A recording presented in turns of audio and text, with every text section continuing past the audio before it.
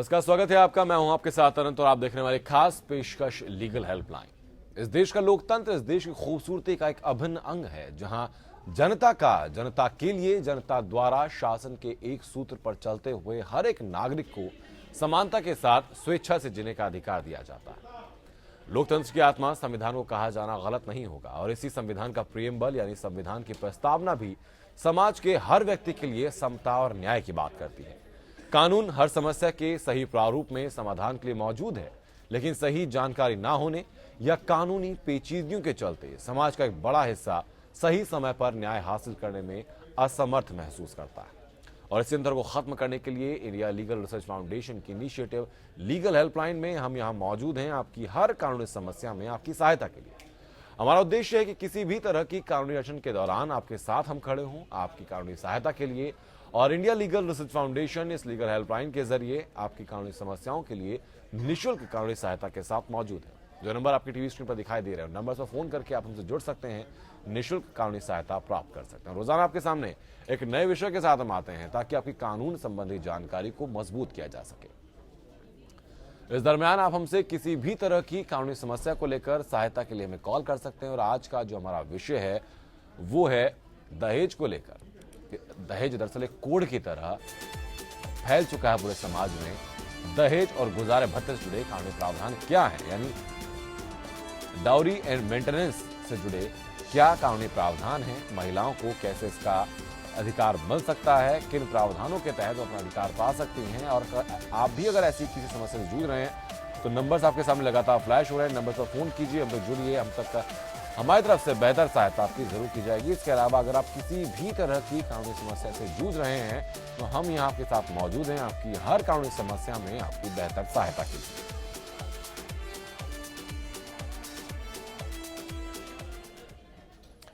और आज हमारे साथ सुप्रीम कोर्ट अधिवक्ता मौजूद हैं रश्मि सिंघानिया। रश्मि जी, बहुत बहुत स्वागत है आपका शो में आने के लिए। अगर हम पहले बात करते हैं दहेज की, तो दहेज एक कुप्रथा की तरह से समाज में अभी भी फैला हुआ है। अगर किसी से जबरन दहेज मांगा जाता है तो क्या ऐसे प्रावधान भी यहाँ पर हमारे देश में मौजूद हैं कि उस मांगने वाले की शिकायत दर्ज की जा सके? अंडर सेक्शन 498A में जब महिला को लगता है कि उसके संग दहेज लाने की ज़बरदस्ती की जा रही है ससुराल वालों की तरफ से, तो वह इस सेक्शन के अंतर्गत एक कंप्लेंट दायर कर सकती है, जिससे उसको पूरा सपोर्ट मिलता है और पूरा न्याय मिलता है जी। यही एक डाउरी डिमांड एक बहुत बड़ा रीज़न है डिवोर्स का। डिवोर्स के लिए डाउरी डिमांड एक बहुत बड़ा रीज़न है। और अगर उस महिला को, प्रताड़ित महिला को यह लगता है कि उसे अगर डाउरी डिमांड मांगा भी जा सकता है, यह भी एक ग्राउंड हो सकता है डिवोर्स का जी। ठीक है मैम, अगर मेंटेनेंस की बात हम लोग करते हैं तो मेंटेनेंस में क्या क्या प्रावधान होते हैं जिनके तहत मेंटेनेंस का क्लेम किया जा सकता है महिला की तरफ से? महिला अपने सेक्शन 125 CRPC के अंतर्गत मेंटेनेंस अपनी एक एप्लीकेशन मेंटेनेंस के लिए डाल सकती है, खुद के लिए और बच्चों के लिए। यह एक क्रिमिनल प्रोसीडिंग है, ये समरीन प्रोसीडिंग है, इसकी बहुत जल्दी इसकी कार्रवाई होती है और लंबी डेट्स नहीं पड़ती। इससे ये कोर्ट ये निर्णय लेता है कि जो महिला ने डॉक्यूमेंट सबमिट किए हैं, जैसे हस्बैंड की सैलरी सर्टिफिकेट, बैलेंस शीट, उसी के अनुसार उनका क्वांटम ऑफ मेंटेनेंस सेटल होता है जी। ठीक बात है। इस वक्त रूपम इटावा से हमारे दर्शक जुड़ चुके हैं हम तक। रूपम, स्वागत है आपका, अपनी बात आप रखिए। जी, ये जानना चाहता हूँ कि वो उन्हें दीदी को क्या पैसे वगैरह जो फ्रेंड है उन्हें मिल सकते हैं या नहीं? जी, वो जो उनके हस्बैंड थे वो कोई। रूपम, अपनी पूरी बात बताइए, अधूरी बात समझने में हम लोग सक्षम नहीं हो पाएंगे, अपनी पूरी बात आप बताइए। जी, उनके हस्बैंड थे जो मेरी फ्रेंड है, वो खत्म हो गए थे अप्रैल में एक्सीडेंट से जी। तो उनको वकील ने बोला था मुआवजे के लिए देने के लिए पैसे, और पेपर भी सब कुछ ले लिए, मगर कुछ भी नहीं दे रहे हैं। और वो प्रेगनेंट भी हैं, उनके 2 बच्चे भी हैं, तो क्या उन्हें पैसे मिल सकते हैं? किस तरीके के पैसे की आप बात कर रहे हैं? मतलब जो एक्सीडेंट से कोई खत्म हो जाता तो मुआवजा वगैरह मिलते हैं वो। तो क्या उनकी कोई लाइफ इंश्योरेंस पॉलिसी थी जिसके बिहाफ से उन्हें पैसा मिल सकता है? जी कुछ नहीं, वो तो जॉब भी नहीं करते थे, वो ऐसे ही हलवाई थे जी। रश्मि जी, आपके पास मैं आता हूँ कि कैसे कोई प्रावधान है क्या? जैसे अगर एक्सीडेंट के द्वारा मौत हो गई है तो वो तो मोटर एक्सीडेंट क्लेम के द्वारा ही मिलेगा जी। ये हमारा जो आज का विषय है डाउरी एंड मेंटेनेंस, उससे इसमें उनको शायद कोई रिलीफ ना मिले, उनको मोटर एक्सीडेंट क्लेम फाइल करना पड़ेगा। ठीक बात है। जब हम डाउरी की बात करते हैं मैम, तो क्या दोनों पक्षों को सजा होती है? ये कहा जाता है कि दहेज मांगने वाला और दहेज देने वाला दोनों अपराधी समझे जाते हैं, लेकिन जहाँ तक मेरी जानकारी, जो दहेज देते हैं उनको ज्यादा सजा शायद होती है जी। तो क्या क्या सजा का प्रावधान रहता है इसमें? ऐसे इम्प्रिजनमेंट है इनके लिए बहुत ये आजकल ये बहुत प्रथा चल गई है दहेज लेने देने की, लेकिन आज की सोसाइटी में वर्तमान स्थिति में ये आजकल थोड़ा मॉडर्नाइज और एजुकेशन की अवेयरनेस की वजह से ये थोड़ा कम हो गया है। लेकिन एज सच लीगल राइट वैसा कुछ नहीं है, बट स्टिल लड़कियों बहुत जागरूक हो गई हैं अपने अधिकार को लेकर। ऐसा पनिशमेंट कोर्ट के द्वारा ऐसा नहीं है, बट भी लोगों को अवॉइड करना चाहिए कि दहेज लेना और देना। मैम, ये भी हम लोग देखते हैं कि दहेज अगर नहीं मिल पाता है या वधू पक्ष के लोग, लड़की वाले लोग दहेज नहीं दे पाते हैं, तो कई दफ़ा बड़े शहरों में भी चीज़ देखने के लिए मिली है कि लड़की को घर में बहुत हिंसात्मक रवैया उनके साथ किया जाता है। तो डोमेस्टिक वायलेंस यानी घरेलू हिंसा जिसको कहा जाता है, कि डोमेस्टिक वायलेंस अगर लड़की के साथ होती है तो वो शिकायत कहाँ दर्ज करा सकती है, शिकायत कैसे दर्ज करा सकती है? जब महिला के साथ डोमेस्टिक वायलेंस होता है तो सेक्शन 12 के अंदर वो मेंटेनेंस के लिए भी जा सकती है और वो एक FIR कर सकती है जहाँ वो रह रही है उस पुलिस स्टेशन में कि उसके संग ऐसा ऐसा अत्याचार हो रहा है। अगर अत्याचार न भी हो, अगर उसे आशंका हो अत्याचार की, तभी भी वो अपनी एक कंप्लेंट दायर कर सकती है। ठीक है, लेकिन डोमेस्टिक वायलेंस का क्राइटेरिया क्या होता है मैम? किन किन चीज़ों को डोमेस्टिक वायलेंस के अंदर कवर किया जाता है? डोमेस्टिक वायलेंस के अंदर अगर आपको कोई प्रताड़ित किया जा रहा है दहेज के लिए, या फिर कोई असॉल्ट किया जा रहा है फिजिकली, मेंटली, या फिर अगर अप्रीहेंशन भी हो कि उसे असॉल्ट किया जा सकता है फ्यूचर में किसी चीज़ के लिए, या उसे क्रुएल्टी हो रही है, बहुत अत्याचार हो रहा है उस पर, उसके लिए वो डोमेस्टिक वायलेंस एक्ट लागू होता है। जी ठीक है, लेकिन ये आजकल की प्रैक्टिस में हमने ये भी देखा है मैम कि कई दफ़ा अपने किसी मोटिव को या पर्पसली बदला लेने के लिए एक मलिशियस कंप्लेंट भी दायर की जाती है, झूठी कंप्लेंट भी दायर की जाती है कि हालांकि रेशियो बहुत कम है, लेकिन अगर ऐसी झूठी कंप्लेंट को दायर की जाती है, फ्रेमलेस कंप्लेंट दायर की जाती है, तो ऐसे में जो आरोपी है जिसके ऊपर आरोप लगाया गया है उसके पास क्या अधिकार रहते हैं? अगर कोई झूठी कोर्ट के सामने अगर ये फैसला साबित हो जाता है कि जो कंप्लेंट फाइल की गई है वो झूठी है, तो फिर जो जिसने कंप्लेंट फाइल की है उसके ऊपर भी कॉस्ट लगाया जा सकता है और उसको वापस से जो उसकी कंप्लेंट वापस लेकर उसको नॉर्मलाइज सेटलमेंट भी करवा सकते हैं। ठीक है। अच्छा, मेंटेनेंस की जब हम लोग मैम बात करते हैं तो मेंटेनेंस में क्या कोई अमाउंट बहुत फिक्स्ड होता है या फिर किस आधार पर अमाउंट तय किया जाता है? मेंटेनेंस का देखिए कोर्ट कुछ मापदंड रखती है कि उनकी जो महिला की नीड्स क्या है, वो क्या स्टेटस एंजॉय कर रहे थे at the time when they were living together, और उनकी डिपेंडेंट्स कितने हैं और हस्बैंड की फाइनेंशियल इनकम कितनी है। वो ये सारी चीज़ को मापदंड को ध्यान में रखते हुए court quantum of maintenance decide करती है। ठीक है। जब डाइवोर्स की बात करते हैं तो दो चीज़ें सामने आती हैं, एक तलाक और एक जुडिशियल सेपरेशन। तो दोनों चीज़ों में क्या डिफरेंस है, क्या अंतर दोनों चीज़ों में? जी, डिवोर्स दोनों ही मैं बताना चाहूँगी कि दोनों ही जुडिशियल ऑर्डर्स हैं, बट डिवोर्स से एक वाइफ की लीगल स्टेटस खत्म हो जाती है, बट जुडिशियल सेपरेशन से वो still she remains as the wife of the husband, और आफ्टर डिवोर्स उसको राइट मिल जाता है कि she can remarry, but judicial separation के बाद the wife is not entitled to remarry because she still has the status of a wife of the husband. And number 3 कि maintenance नहीं मिलता, divorce के बाद उसे maintenance नहीं मिल सकता है, लेकिन जुडिशियल सेपरेशन में दोनों पार्टी एक क्वांटम ऑफ सेटलमेंट अराइव करती है, जिससे अगर जिसको उतने जितने मेंटेनेंस अमाउंट चाहिए हस्बैंड उसको उतने पैसे दे देता है।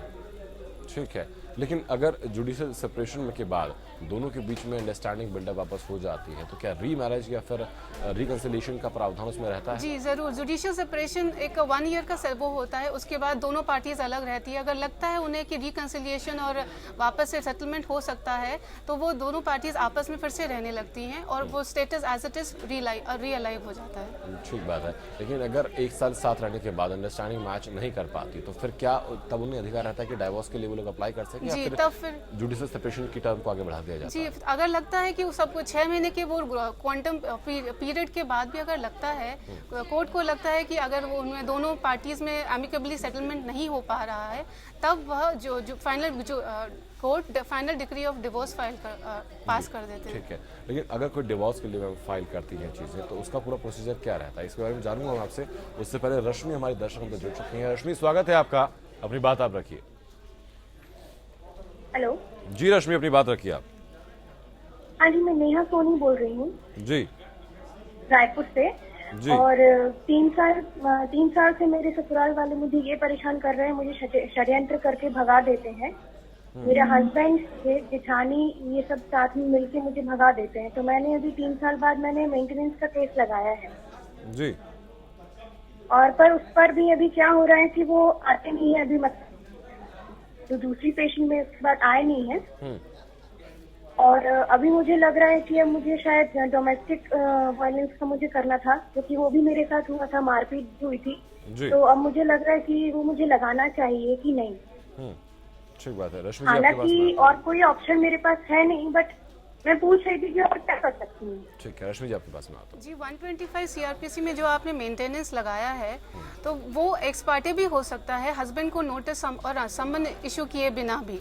और अगर आप 125 में अगर आपको कुछ रिलीफ मिल जाती है तो भी सेक्शन 12 के अंतर्गत भी आपको रिलीफ मिल सकती है।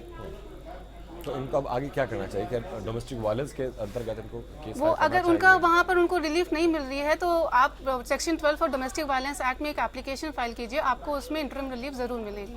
ठीक बात है रश्मि जी, लेकिन आपका मोटिव क्या है? कि आप उनसे तलाक लेना चाहती हैं या फिर चाहते हैं कि मामला खत्म भी हो जाए?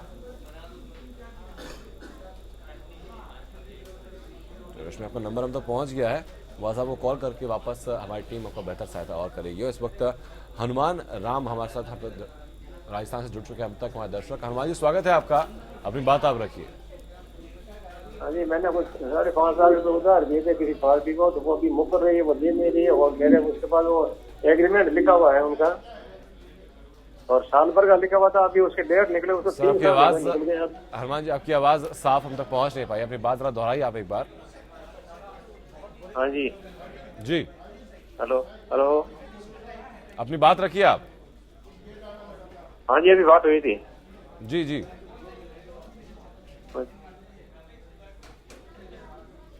चलिए सर, आपका नंबर हम तक पहुंच चुका है। इंडिया लीगल रिसर्च फाउंडेशन की टीम दादा को कॉल करेगी और बेहतर सहायता हमारी तरफ से आपकी जरूर की जाएगी।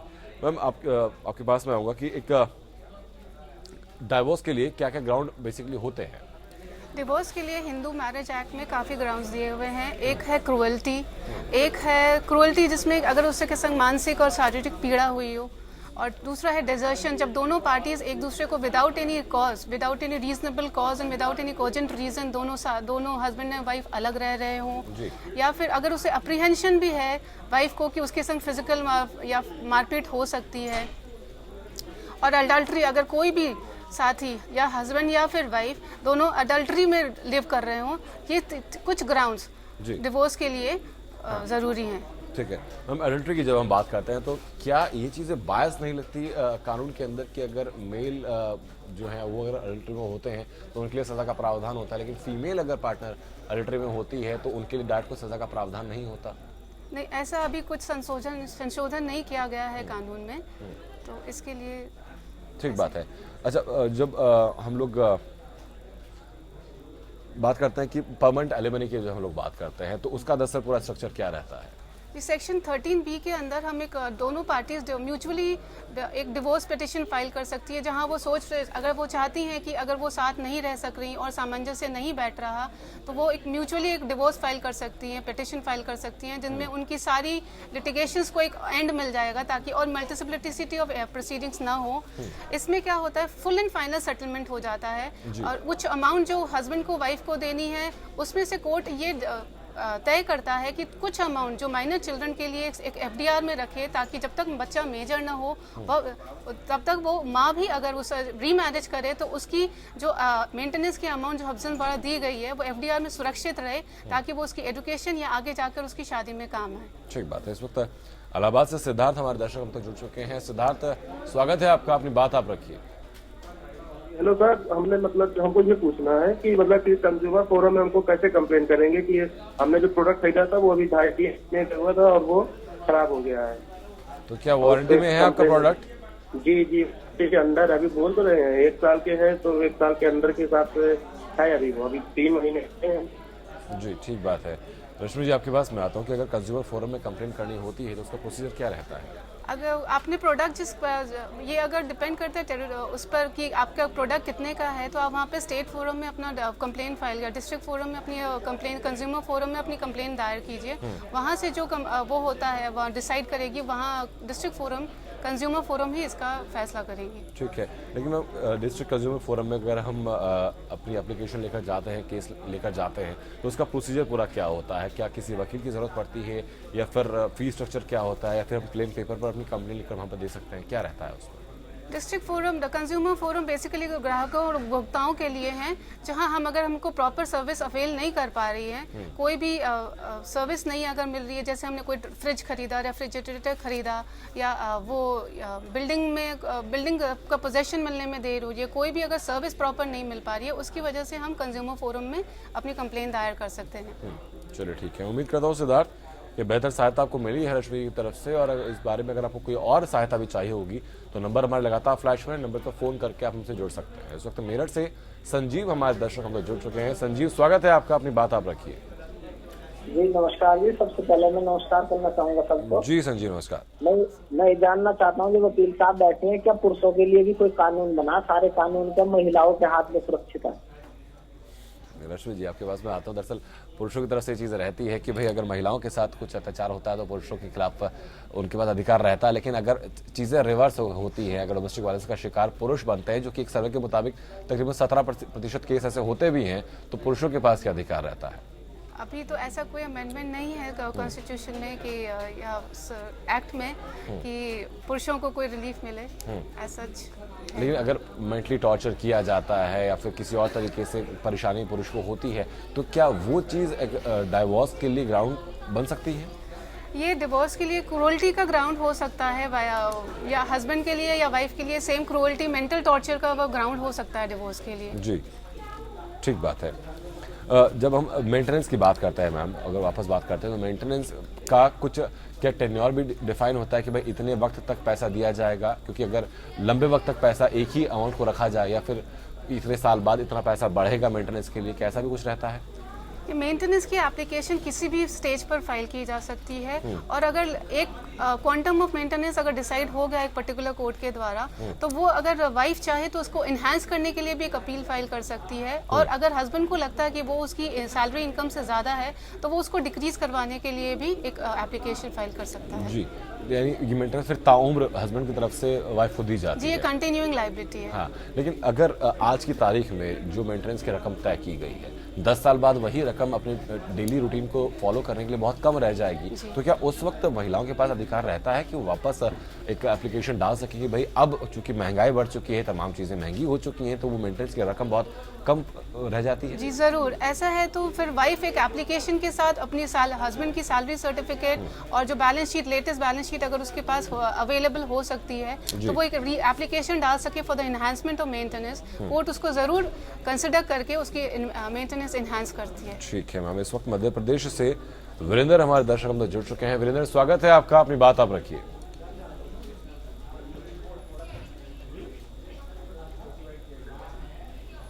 वीरेंद्र, आप तक आवाज पहुंच रही है हमारी? हाँ सर, आवाज आ रही है। जी वीरेंद्र, अपनी बात रखिए आप। हाँ, मैं ये पूछना चाह रहा था सर, पत्नी के द्वारा जो धारा 12, धारा 10 में, धारा 27 में, धारा 24 में एप्लीकेशन फाइल करी थी यहाँ पे। जी जी, और जब साहब ने उसी की मानसी आर्डर भी कर दिया, तो वीरेंद्र आपकी आवाज हम तक साफ पहुंच नहीं पा रही, अपनी बात जरा दोहराइए अब एक बार। तो ये मैं तो कहना चाह रहा था कि मेरी पत्नी के द्वारा मतलब धारा जो है इसमें। ठीक है वीरेंद्र, आपका नंबर हम तक पहुंच गया है। इंडिया लीगल रिसर्च फाउंडेशन की टीम जल्द आपको कॉल करेगी और बेहतर सहायता पूरी बात सुनने के बाद आपकी हमारी तरफ से जरूर की जाएगी। मैं आपके पास में आता हूं कि चीजें उन्हें डाइवोर्स की बात की, मेंटेनेंस की बात की, लेकिन इसी बीच क्या काउंसलिंग भी की जाती है? ऐसा कोई प्रावधान भी है कि भाई अगर किसी कपल ने, और हैप्पी कपल वो लगते हैं, और उन्हें डाइवोर्स के लिए पिटीशन डाली है, तो उसमें उनका काउंसलिंग का प्रावधान भी रहे? जी ज़रूर। डिस्ट्रिक्ट कोर्ट से लेकर सुप्रीम कोर्ट तक हर कोर्ट में एक मीडिएशन सेंटर का गठन किया गया है, जिसमें वो काफ़ी इन ट्रेंड ऑफिशियल्स होते हैं जो ये पूरी कोशिश करते हैं कि दोनों पार्टीज में एक एमिकेबल सेटलमेंट रीच हो जाए, और उनकी तरफ से सारी वो कोशिश करते हैं कि वो परिवार वालों को भी इस कंसिलिएशन में लेकर आएँ, ताकि जो भी डिस्प्यूट्स हैं वो एमिकेबली सेटल हो जाए और वो दोनों हमें फिर से एक हैप्पी फैमिली के जैसे रह सकें। चलिए ठीक है मैम, बहुत बहुत शुक्रिया आपका हम तक जुड़ने के लिए, और बहुत बहुत शुक्रिया तमाम दर्शकों की समस्याओं में बेहतर सहायता उनकी करने के लिए। इंडिया लीगल सर्च फाउंडेशन की इनिशिएटिव लीगल हेल्पलाइन का एकमात्र उद्देश्य यही है कि जो भी लोग हैं जो न्याय तक जिनकी पहुंच नहीं है या किसी न किसी दिक्कत के चलते सही समय पर न्याय हासिल नहीं कर पाते, उन लोगों के लिए हम यहाँ मौजूद हैं आपकी तमाम कानूनी समस्याओं में आपकी बेहतर सहायता के लिए। नमस्कार।